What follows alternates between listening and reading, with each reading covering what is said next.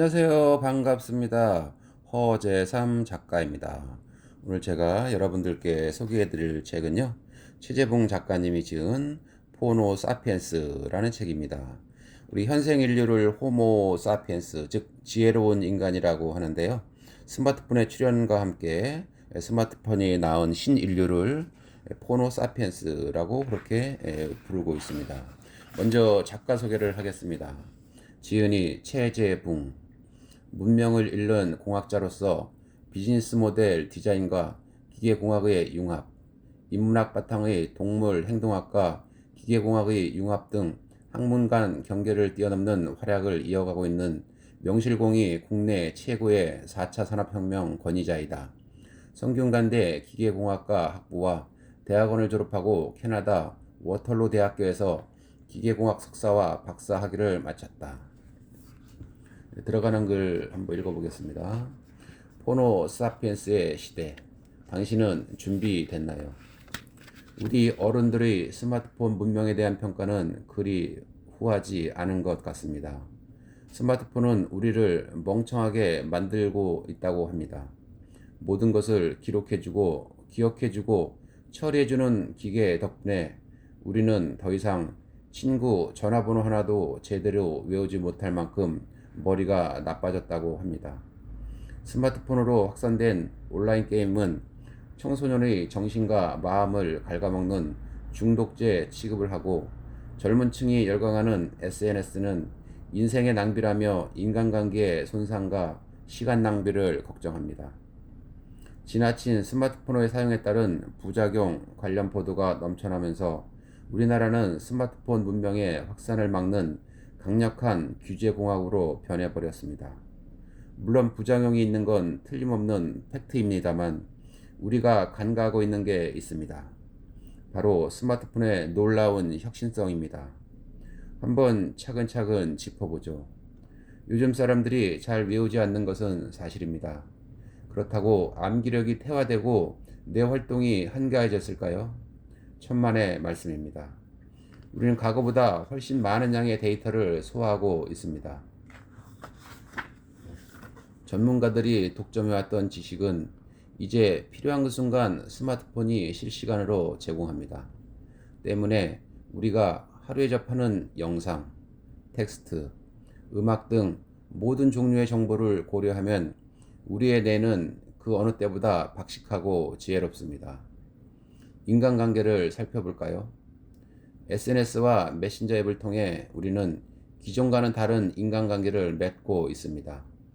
가볍고 얇은 관계라는 편견의 반대편에는 놀라운 혁신성이 숨어 있습니다.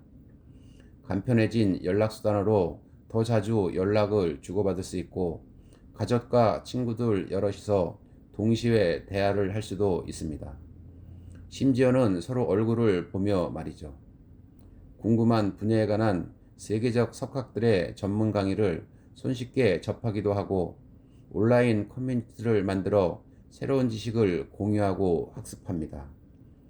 부작용의 편견 뒤에는 이렇게 놀라운 잠재력이 숨어 있습니다. 부작용도 있지만 엄청난 혁신의 잠재력을 가진 양날의 검과 같은 스마트폰 문명. 그런데 우리는 왜 이렇게 한결같이 부작용만 생각해 왔을까요? 어쩌다가 IT 인프라는 세계 최고인 나라가 스마트폰 문명에 대한 규제 장벽까지 세계 최고인 나라가 되었을까요?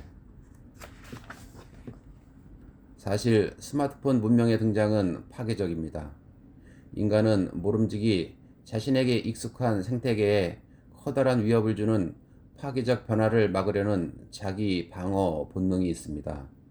그래서 대한민국의 어른들은 부작용이라는 명분을 내세워 현재 자신들의 생태계를 지키는 가장 강력한 사회적 방어막을 구축한 것입니다. 잘못된 일도 아닙니다. 스마트폰 문명에 부작용이 있다는 건 명백한 사실이니까요.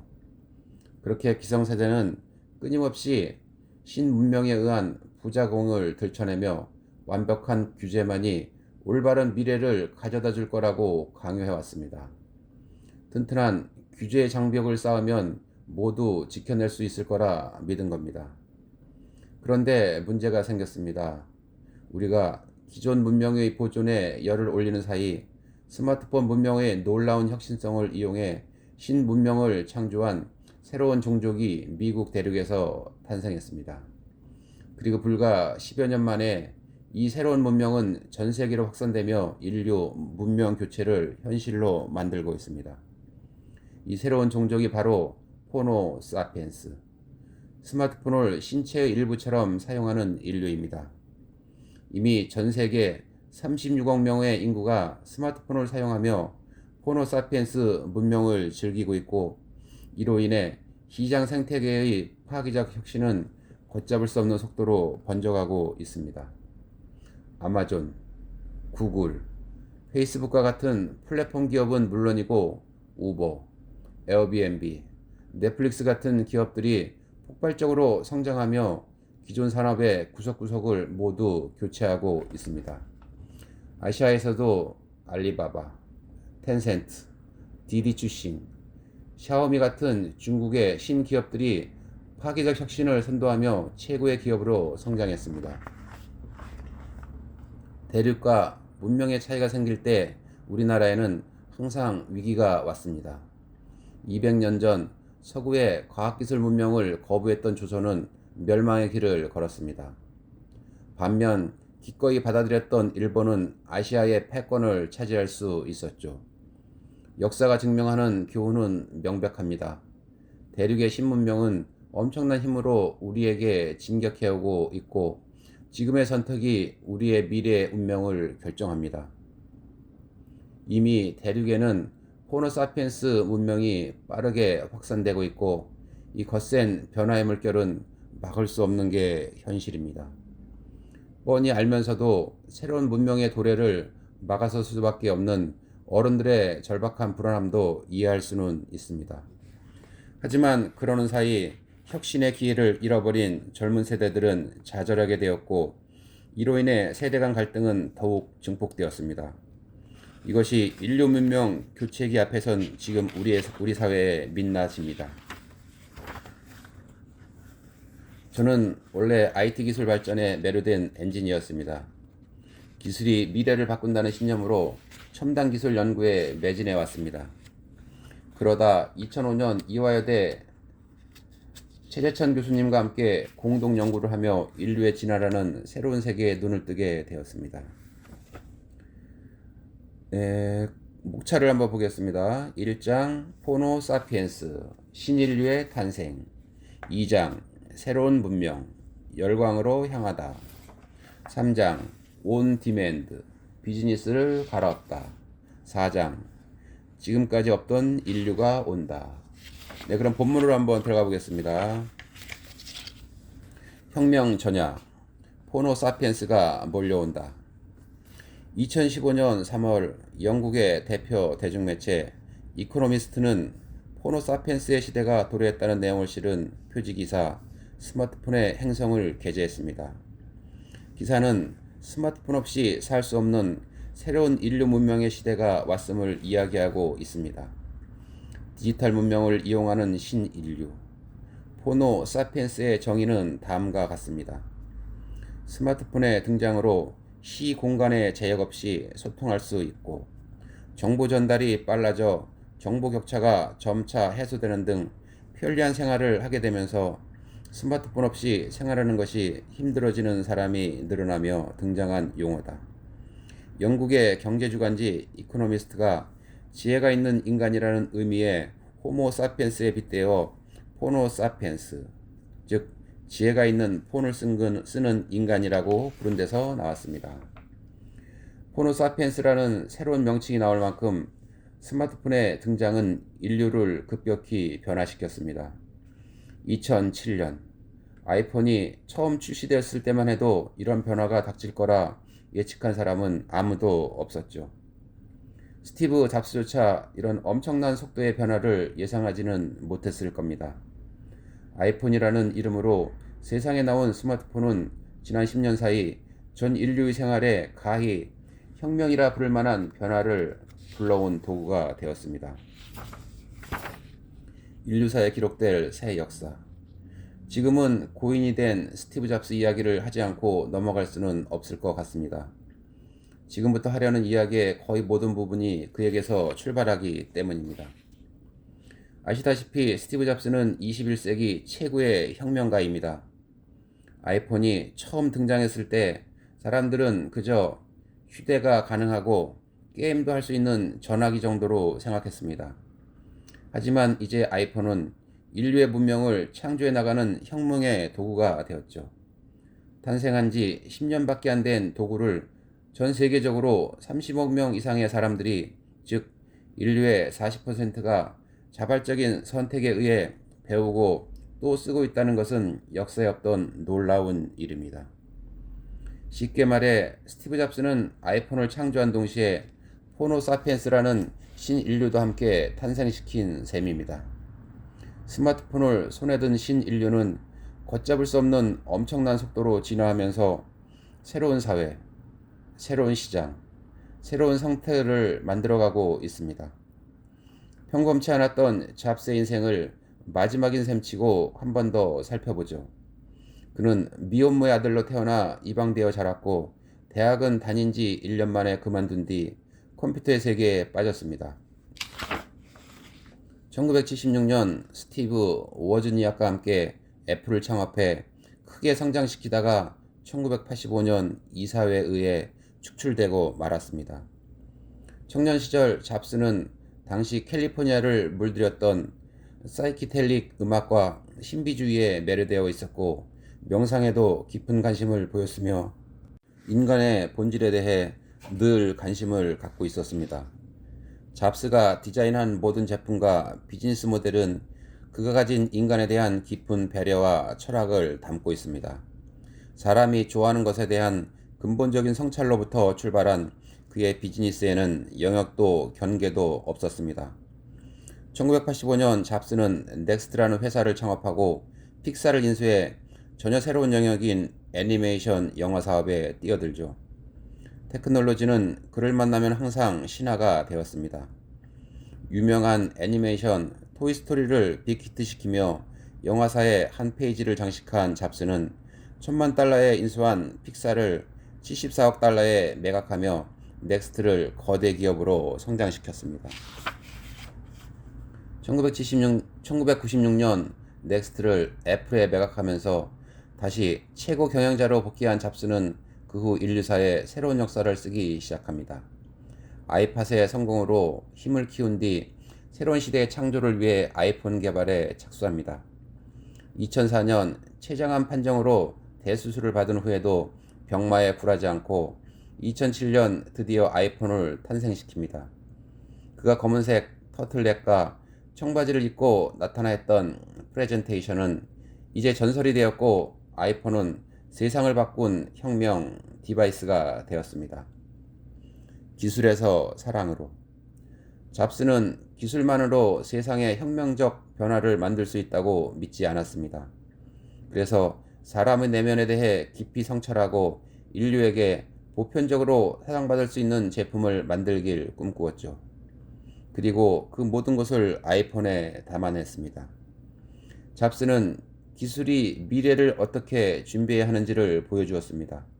그의 메시지는 명료합니다. 사람이 중심이다. 잡스는 실현 가능한 모든 테크놀로지를 이해하고 그걸 사람 중심으로 풀어낸 디자이너이자 엔지니어이면서 세상을 바꾼 크리에이터이자 혁명가입니다. 이 책은 바로 이 스마트폰의 등장에서부터 시작합니다. 그래서 이를 탄생시킨 스마트폰의 아버지 스티브 잡스에 대한 오마주로 이야기를 시작해 보았습니다. 앞으로 기술하는 시대 변화의 전점도 잡스의 생각을 버무려 담았습니다. 기술이 아니라 사람이 중심이다. 인간에 대한 깊은 성찰을 바탕으로 창조된 스마트폰은 결과적으로 인류를 급격하게 변화시켰습니다.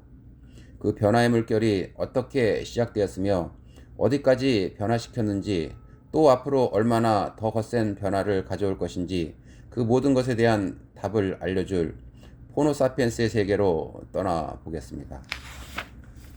신권력, 정보 선택권을 쥔 인류의 등장. 세계적으로 4차 산업혁명이 화두입니다. 최근 우리나라 역시 4차 산업혁명이 가장 핫한 이슈이죠. 4차 산업혁명은 혁명이 시작되었다고 할 만큼 세상의 변화가 엄청나다는 뜻입니다.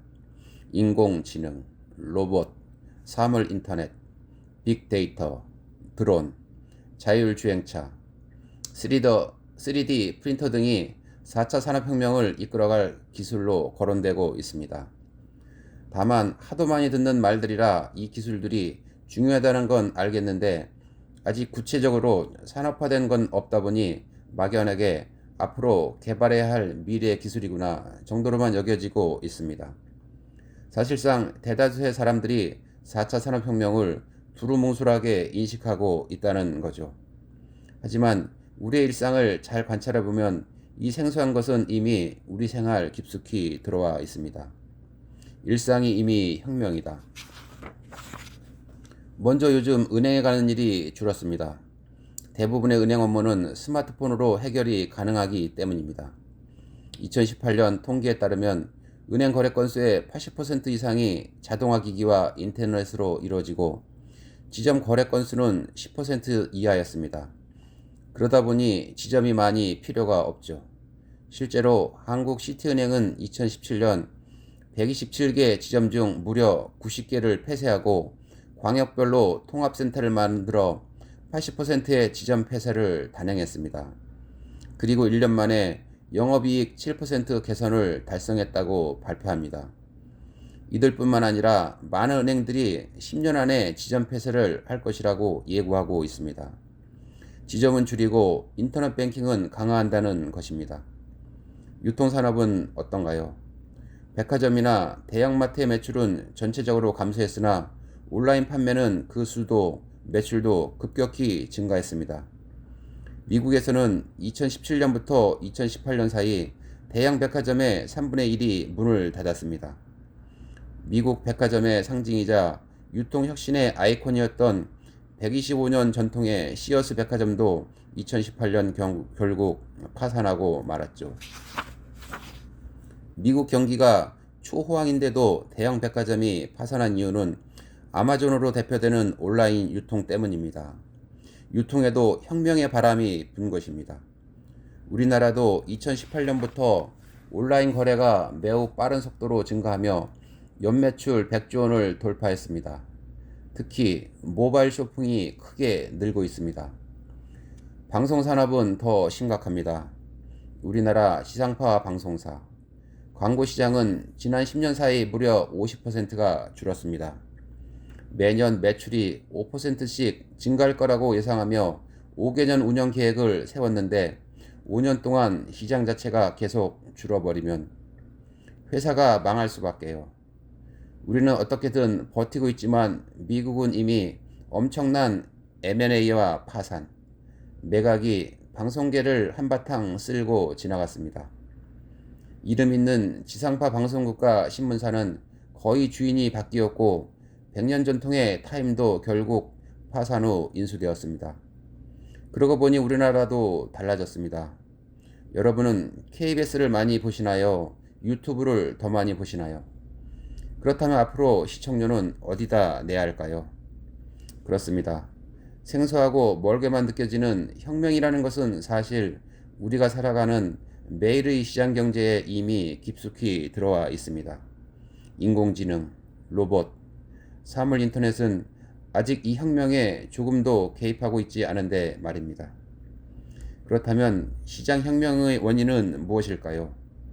시장혁명의 원인을 정확히 알아야 엄청난 변화를 대비해 준비를 제대로 할 수 있습니다. 기업은 생존 전략을 짤 수 있고 개인은 미래 계획을 세울 수 있죠. 생물학적 한계가 무너지다. 사실 원인은 아주 명확합니다. 바로 스마트폰 때문이죠. 직접적인 원인은 스마트폰 사용 후 소비 행동이 바뀐 탓입니다. 은행에 가지 않아도 스마트폰으로 은행 업무를 볼 수 있으니 지점 폐쇄가 가능합니다. 네, 저는 오늘 여기까지 말씀드리고요. 여러분이 책 한번 사셔서 정독해 보시기 바랍니다. 많은 도움을 받으시길 바라고요. 그럼 다음 시간에 뵙겠습니다. 감사합니다.